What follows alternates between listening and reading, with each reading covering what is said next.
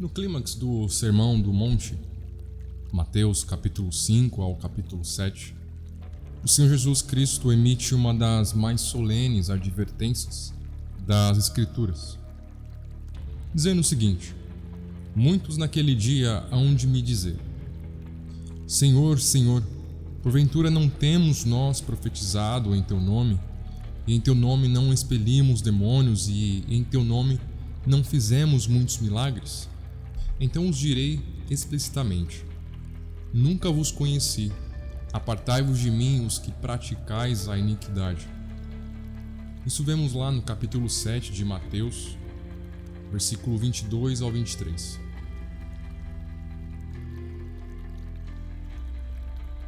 Essa declaração é profundamente perturbadora, por visar não os incrédulos declarados, mas os religiosos que profetizavam fé e realizavam atos visivelmente espirituais. O uso reiterado da expressão "em teu nome" indica uma pretensão de autoridade espiritual e intimidade com Cristo. Só que o veredito divino é terminante: nunca vos conheci. A expressão grega "depote agnonimas" revela a ausência absoluta de relação salvífica. O verbo no grego "inosko", no contexto bíblico, implica uma união pactual, uma comunhão profunda e regeneradora. Esse verbo "gnosko", que significa eu sei, eu conheço, não se trata de perda de salvação, mas de ausência total do novo nascimento. Essa conclusão é corroborada por João capítulo 10, versículo 14, onde Jesus afirma conhecer suas ovelhas, e esse conhecimento é determinante e eletivo. O contexto imediato fortalece essa interpretação. Em Mateus capítulo 7, versículos 24 a 27, Jesus inclui e conclui seu sermão contrastando o homem prudente, aquele que ouve e pratica suas palavras, com o homem sensato, que ouve, mas não as pratica. A obediência nesse contexto é a evidência visível da fé salvadora. Então, a advertência de Mateus capítulo 7, versículos 22 e 23 é um apelo a examinarmos se nossa fé é meramente nominal ou fruto da regeneração operadora pelo Espírito Santo, evidenciada, claro, por uma vida de santidade e obediência perseverante, conforme Tiago, capítulo 1, versículo 22 ao 25, e seu capítulo 2, versículos 14 ao 26.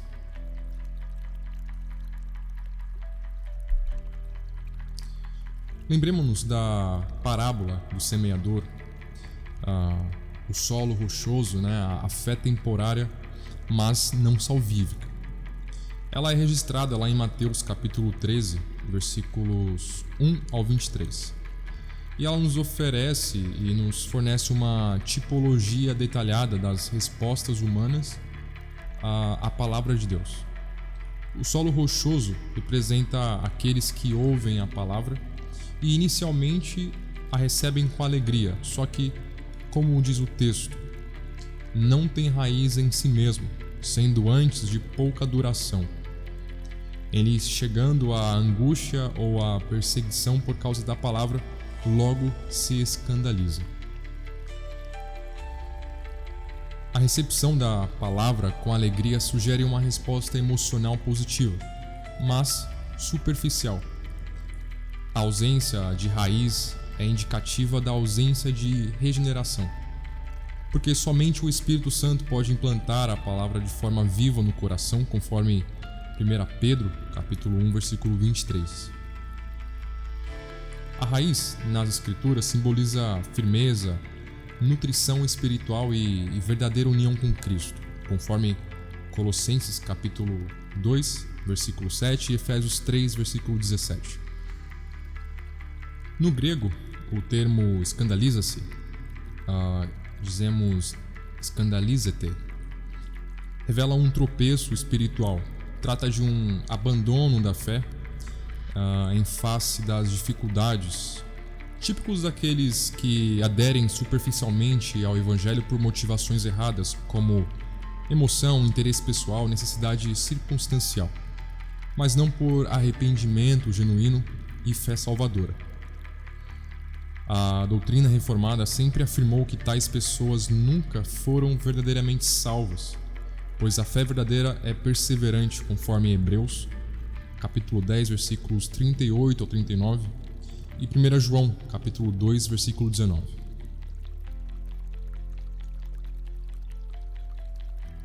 O problema da falsa conversão não é o povo. Mesmo nas comunidades eclesiásticas diretamente estabelecidas pelos apóstolos, havia indivíduos que a fé era espúria.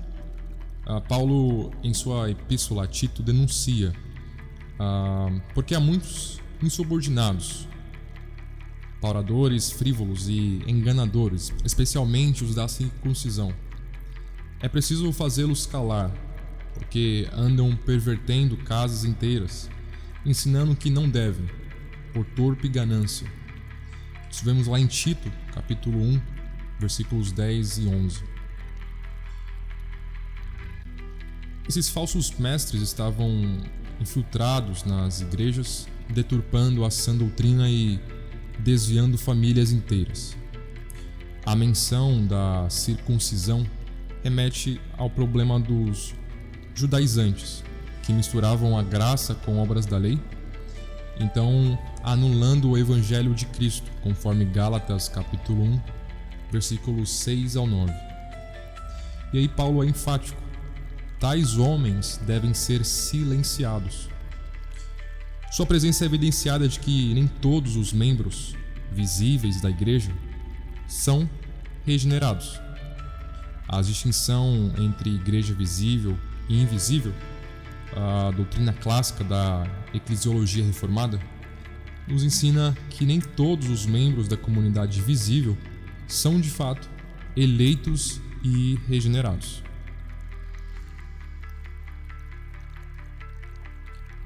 Esse mesmo princípio está presente em 2 Coríntios capítulo 3, versículo 5. Examinai-vos a vós mesmos, se realmente estáis na fé. Provai-vos a vós mesmos. Ou não reconheceis que Jesus Cristo está em vós, a não ser que já estejais reprovados? O verbo examinai, no grego, dokimazete, implica teste rigoroso. Paulo exige que cada um avalie a si mesmo à luz do Evangelho. O adjetivo reprovados, no grego adokime, denota algo rejeitado após análise, algo sem valor, sem autenticidade. Isso mostra que é possível ter aparência cristã, mas não substância. O caso de Judas Iscariotes, a aparência de discípulo, mas com um coração distante. Judas Iscariotes é o arquétipo da falsa conversão. Em outras palavras, é o exemplo. Ele foi escolhido por Cristo para estar entre os 12, conforme Lucas capítulo 6, versículo 13 ao 16. Participou da vida comunitária dos discípulos, testemunhou milagres, recebeu autoridade para pregar e expulsar demônios, conforme Lucas capítulo 9, versículos 1 ao 6, mas nunca foi regenerado. Jesus, em João capítulo 6, verso 70, identifica Judas de forma contundente, dizendo: não vos escolhi eu em número de 12, contudo, um de vós é diabo. A escolha de Judas servia aos propósitos soberanos e redentores de Deus. Ele foi o instrumento para a traição do Messias, conforme as Escrituras, Salmo 41, verso 9, Atos capítulo 1, versículos 16 ao 20. Mas Judas jamais teve comunhão salvífica com Cristo.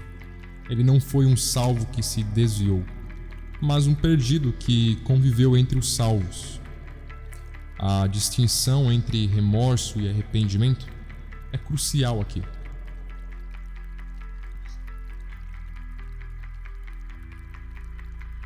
Em Mateus capítulo 27, os versículos 3 ao 5, mostra que Judas sentiu remorso, que em grego a palavra é metamelithês, que significa arrependido. Mas não houve mudança de coração, conforme 2 Coríntios, capítulo 7, versículo 10. Seu fim trágico revela a devastação da apostasia religiosa sem a regeneração.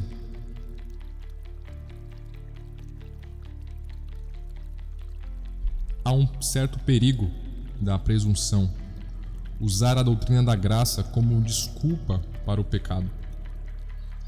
A doutrina da justificação somente pela fé, embora gloriosa, pode ser mal interpretada. Paulo antecipa essa distorção em Romanos capítulo 6. Que diremos, pois, permaneceremos no pecado para que seja a graça mais abundante? De modo nenhum. Como viveremos ainda no pecado, nós os que para ele morremos? Isso dos versículos 1 ao 2.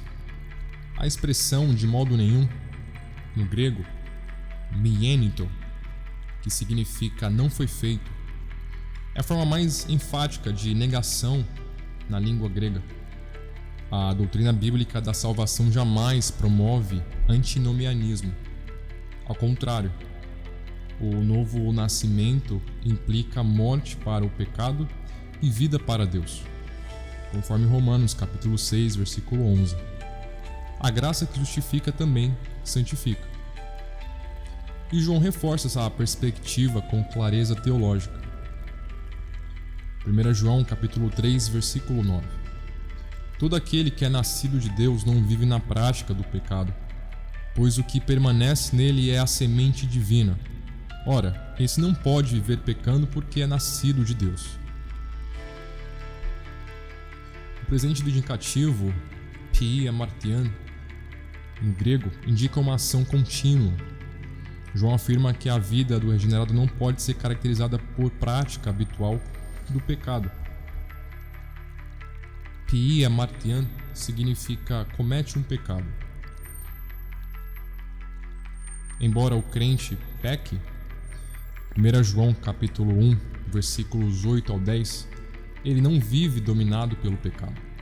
Há uma nova natureza, um novo coração, um novo desejo de agradar a Deus, conforme Ezequiel capítulos 36, versículos 26 ao 27.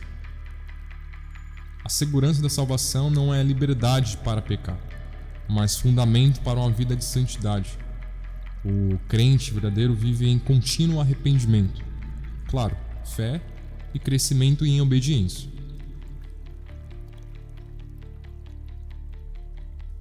A falsa segurança espiritual é um veneno sutil. Ela pode se revestir de emoção, ortodoxia doutrinária, ativismo eclesiástico ou dons espirituais. Mas sem novo nascimento tudo é vão. A única evidência infalível da regeneração é uma vida transformada, obediência persistente, amor a Deus e ao próximo, aversão ao pecado e apego crescente com Cristo. Jonathan Edwards, com precisão puritana, afirmou o seguinte: a evidência mais decisiva da salvação é uma vida que reflete a santidade de Deus. Portanto, cada cristão é chamado à introspecção séria à luz da Escritura, para confirmar sua vocação e eleição, conforme 2 Pedro, capítulo 1, versículo 10. A graça que salva é a graça que transforma. O crente autêntico será preservado por Deus e dará frutos visíveis de uma fé viva, conforme capítulo 15 de João, seu versículo 5. também como Filipenses, capítulo 1, versículo 6, e Hebreus, capítulo 12, versículo 14. Se essa exposição te edificou, curta, comente, compartilhe e inscreva-se no canal.